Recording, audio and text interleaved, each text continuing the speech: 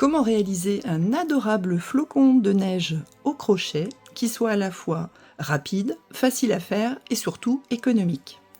Que vous pouvez imaginer dans différents types de fils, soit avec un fil de type laine chenille assez épais et éventuellement brillant, soit avec une laine chenille plus fine et plus souple, ou bien encore un fil très épais, brillant et qui a une excellente tenue. Et c'est d'ailleurs ce modèle-là que je vais vous représenter ici pendant ma démonstration, de manière à ce qu'on voit beaucoup plus facilement les mailles que nous allons crocheter. Pour réaliser ces différents flocons, j'ai choisi soit une laine assez épaisse, qui est compatible avec un crochet de 6 mm, voire de 5,5. Celui-là sera beaucoup plus facile à réaliser avec un crochet de 4 ou 4,5. Vous essayez, si jamais le crochet a du mal à passer, a du mal à entraîner le fil, vous grimpez d'une demi-pointure.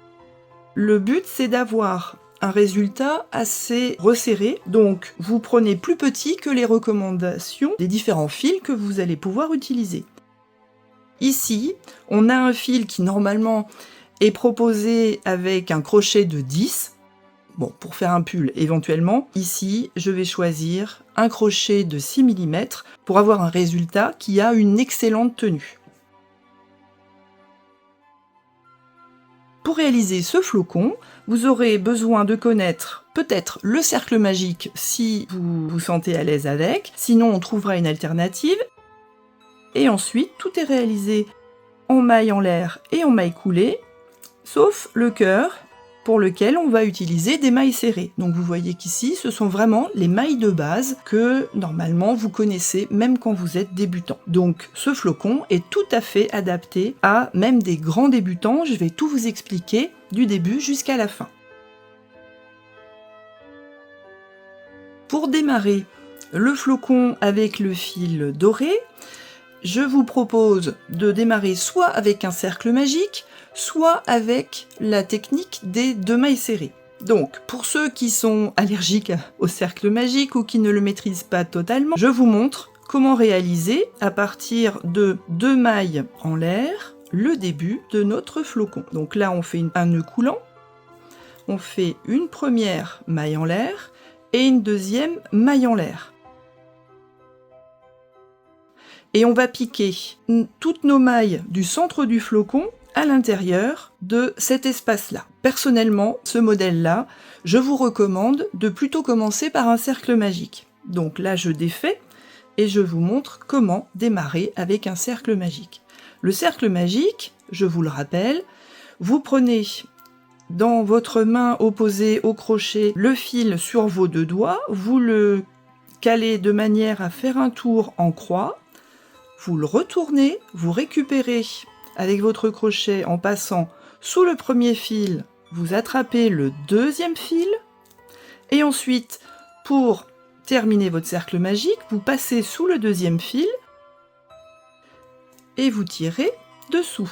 Et là, on a notre cercle magique qui vient d'apparaître, avec un nœud coulant ici, sur lequel vous allez tirer sur notre fil ici. Si c'est de la laine chenille que vous utilisez, vous tirez très très doucement, de manière à avoir le cercle qui va nous servir ici de centre de notre flocon. Et là, on n'y touche plus. Si c'est de la laine chenille, vous n'aurez pas de souci par la suite, puisque si vous faites quelques mailles et vous essayez de tirer, vous allez casser. Ici, on va démarrer avec 3 mailles en l'air. 1, 2, 3. Et je vais maintenant positionner mon doigt ou mon ongle sur la dernière maille en dessous du crochet, puisque c'est là qu'on va piquer après avoir réalisé les 3 picots. Donc on va réaliser un premier picot. Un picot, qu'est-ce que c'est? C'est 3 mailles en l'air et on repique avec une maille coulée. Et on va piquer dans cette fameuse maille ici. On va réaliser ensuite un deuxième picot, on va repiquer au même endroit, un troisième picot qu'on va repiquer au même endroit, et on va continuer notre branche de flocon. Donc ici, je vous ai dit, on met notre doigt ou notre ongle là pour ne pas perdre notre maille. En fait, on pourrait utiliser un marqueur de maille, mais franchement, sur ce modèle-là, j'ai trouvé ça pas du tout pratique. En fait, on est gêné par le marqueur. Donc là, qu'est-ce qu'on fait? On fait le picot, on fait 1, 2, 3 mailles serrées, et on vient repiquer là où j'avais laissé mon doigt. Maintenant, je vais faire mon deuxième picot. On voit ici qu'on a un espace qui se verra beaucoup moins avec de la laine chenille, mais là on le voit bien. Donc, 1, 2 et 3. Et vous piquez au même endroit. Pour faire une maille coulée. Et ensuite, le troisième picot. 1, 2 et 3. Et je pique encore au même endroit. Et je fais une maille coulée. Donc là, vous voyez que le bout de notre flocon est réalisé. Maintenant, comment on redescend? C'est là qu'il y a une petite subtilité. Vous voyez que ici, on voit très facilement une maille en V, notre maille en l'air de tout à l'heure, une deuxième ici. Donc on va réaliser, en piquant dans la première, une maille coulée. Puisqu'on veut redescendre jusqu'au cercle magique, on va piquer dans le deuxième. Tout à l'heure, souvenez-vous, on est monté avec 3 mailles. Là, on va juste descendre avec 2 et piquer à l'intérieur du cercle magique pour réaliser une maille serrée. Et là, notre première branche du flocon est totalement terminée. Je vais vous montrer la deuxième, puisque repartir, c'est toujours un petit peu plus délicat, pour les débutants en tout cas. Je fais 1, 2, 3 mailles en l'air. Je fais mon premier picot. Je pique là où j'avais mon doigt. Un deuxième picot. 1, 2, 3. Et je repique au même endroit. Et enfin, 1, 2, 3. Et toujours au même endroit, avec une maille coulée. Maintenant, je vais redescendre vers le cercle magique et on va voir qu'on va être dans une situation un petit peu différente de tout à l'heure. On va avoir ici notre première maille en l'air pour redescendre, notre deuxième maille en l'air pour redescendre aussi, et on aurait presque envie d'en faire une troisième. Eh bien non, on va sauter toutes les mailles qui sont là pour aller piquer à l'intérieur du cercle magique en veillant à ce que le fil là soit pris avec, ça sera plus pratique. Là, on fait notre boucle pour notre maille serrée, et on serre, et on voit que là, on a notre deuxième branche qui vient d'apparaître. On va réaliser maintenant les 4 branches pour terminer notre flocon, et on se retrouve à la fin pour la finition qui est un petit peu particulière. On se retrouve ici après avoir crocheté notre 6e branche.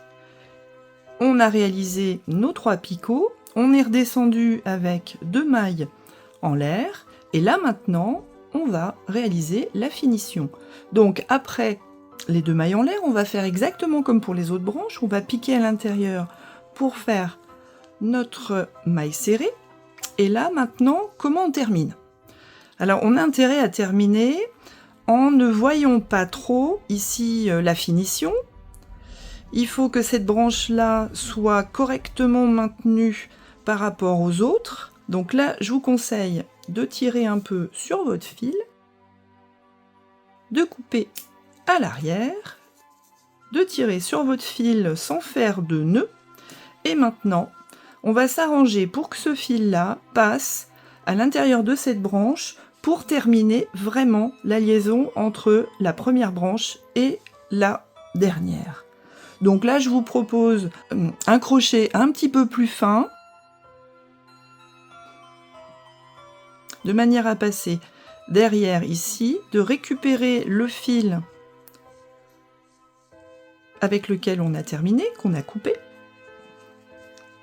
Voilà, donc là on passe ici, ce qui fait que ces 2 branches vont être maintenues correctement exactement comme les autres, de façon aussi ferme.